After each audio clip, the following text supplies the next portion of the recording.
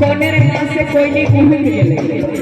त कोयली आही माघे फागुन में उड़कै छै जहन बसंत के मौसम आबै छै सरस्वती पूजा से बसंत पंचमी चढ़ गेलिए एही महीना में कोयली उड़कै छै और की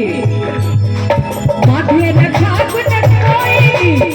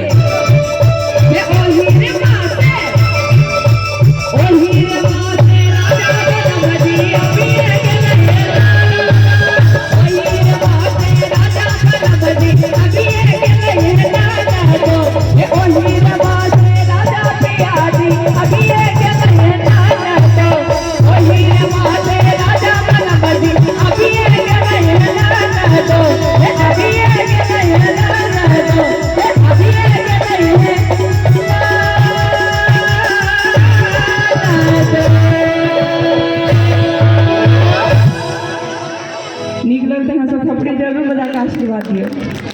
कलाकार के लिए ताली ही